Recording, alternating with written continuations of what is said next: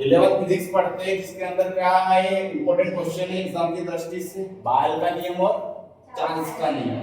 इन दोनों नियम की बात करते हैं तो पूरे चैप्टर में इसमें घूमना है। पीवीटी, पी इंग्लिश में होता है प्रेशर मतलब दाब, वी होता है वॉल्यूम मतलब आयतन, टी होता है टेम्परेचर मतलब क्या होता है ताप। अब इसमें अपन जब दो नियम की बात करेंगे, एक चार्ल्स का नियम एक बायल का नियम, एक चीज को स्थिर रखना है तो दो की बात करेंगे। जैसे कि इसमें स्थिर किसको रखें, ताप। 25 डिग्री सेल्सियस किसी का ताप है या केल्विन ताप है तो उतना ही है, भले घंटे तक किसी वस्तु को रखा उसके ऊपर तो उतने ही ताप पर वो चाहे पिघले या उबले। तो स्थिर ताप पर अब ताप हो गया, टी आ गया यहाँ पे, अब बचा गया टी और वी। तो जो स्थिर ताप पर जो दाब होता है वो आयतन के क्या होगा, बिल्कुल गलत। जब एक बटा भी जब बटे की बात करें तब हम पे समानुपाती नहीं कहते हैं, क्या कहते हैं, व्युत्क्रमानुपाती। क्या कहेंगे हम, व्युत्क्रमानुपाती। व्युत्क्रमानुपाती का मतलब होता है, यहाँ पे आप देखोगे व्युत्क्रम, व्युत्क्रम का मीनिंग होता है उल्टा। आयतन, आयतन का ये उल्टा है, एक बटा भी। जैसे 2 का उल्टा 1/2 होता है तो v का उल्टा 1/v। इसका एक कहने का मतलब ये होता है जिस वस्तु पर आप जितना दाब लगाओगे उतना आयतन उसका क्या होगा, कम।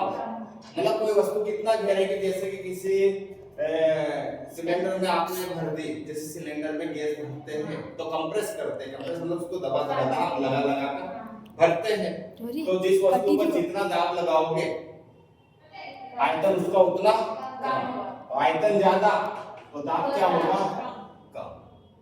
तो एक दूसरे के क्या चलता है, विपरीत। तो P समानुपाती, तो P जब समानुपाती हटता है तो क्या आता है, नियतांक। नियतांक के बटे में क्या आएगा, V भाग में तो इधर आएगा तो P भी किसके बराबर आ जाएगा, नियतांक। इसके बाद अपन देखेंगे चार्ल्स का नियम। तो ये होता है बायल का नियम। क्या होता है, इंपॉर्टेंट दो नंबर का आने के पूरे चांस।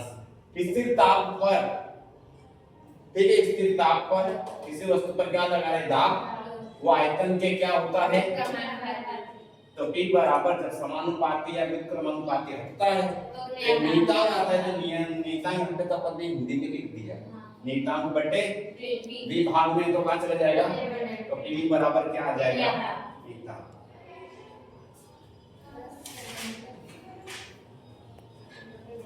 अब चार्ल्स का नियम आता है, किसका नियम आता है,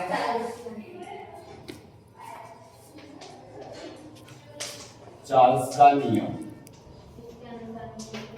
अब यहाँ पे क्या रखेंगे हम, स्थिर, इसमें ताप रखा था तो इसमें क्या रखा, हम पीवीटी की बात कर रहे हैं। जब दाब स्थिर तो बचा क्या, V और T।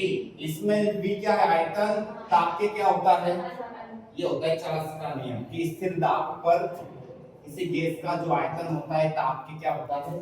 अब यहाँ पे समानुपाती करेंगे क्योंकि बटे में नहीं है, ठीक है। तो V समानुपाती हटेगा तो एक नियतांक आएगा, क्या लगेगा, T।